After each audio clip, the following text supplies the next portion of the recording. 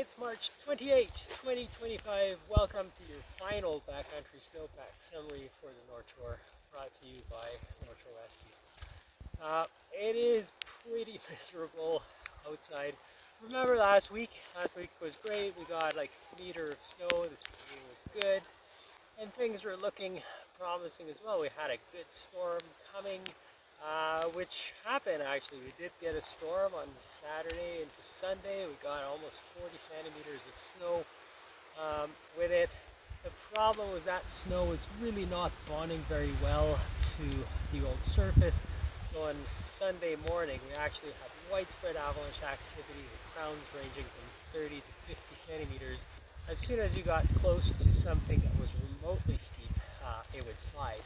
And then throughout the day, things really went sideways when it started to warm up, and then it rained. So we had widespread natural avalanches happening everywhere. And then so from Saturday onto Sunday afternoon, we went from this, and it quickly turned into that.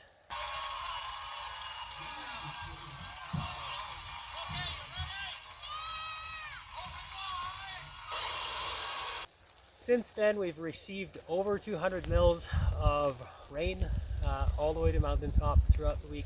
Snowpack's very wet, very saturated, and it looks like we're in a slight cooling trend right now, and there's more precipitation coming for this evening and overnight. So if you want to know more about what that means for your weekend plans and what's coming up this spring as well, stick around for the snowpack discussion. We're at 1,200 meters on the north aspect, and as you can see, we essentially have lost all the layers. Like the top layer is actually slush. You can squeeze water right out of it, and you get into big, round, wet grains. There are definitely some areas where there was some density change, where the water accumulated a little bit more. And then I dug down to what I believe is the early March, like maybe March 9th crust, but it becomes really difficult to identify any layer as the water percolates through. It kind of destroys everything. So we have something that is quite uniform, but also quite weak, right? It's all really wet grain. It's been receiving a lot of rain for a while, so it's draining fairly well. The snow that's on top doesn't really tend to want to go anywhere anymore. Now, for the most part in the upper snowpack, we don't really have any big concerns.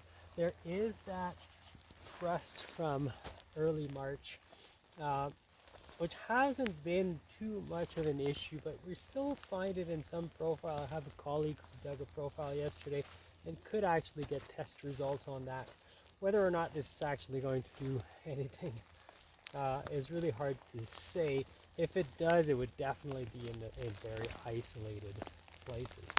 So if we're looking towards the weekend, it looks like, well, it's at 1,200 right now. It kind of wants to snow.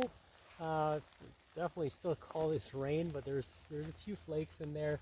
And it looks like we're in a slight cooling trend. Models are calling for about maybe 25 millimeters of precip from right now up until tomorrow morning. So at higher elevation, we might actually see some snow. As it's falling, starting wet and getting progressively colder, we'd expect that this new snow is actually going to bond fairly well to that slush. So there's no real big source of concern, but if it snows a bunch at higher elevation, it's definitely something to keep in mind. But for the most part, we are entering sort of the spring cycle, where we are concerned with daytime warming, but with all the wetness that happened this week and the snowpack the way it is, this is like we're almost like well into spring. It happened really, really quickly. So we may not really see that sort of spring diurnal problem that we'll certainly experience like further north in the sort of Whistler-Pemberton area, and even Squamish. But for the weekend, keep in mind this is sort of a transition period.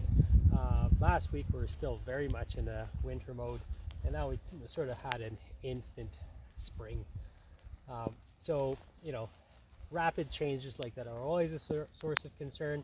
However, when we dig and we look around, there's nothing really that stands out as going, oh, this is really a red flag, other than there's tremendous changes happening fairly rapidly. So this is all I got for this weekend, this season. Stay safe this spring. I hope you have a great summer, and maybe we'll see you next year.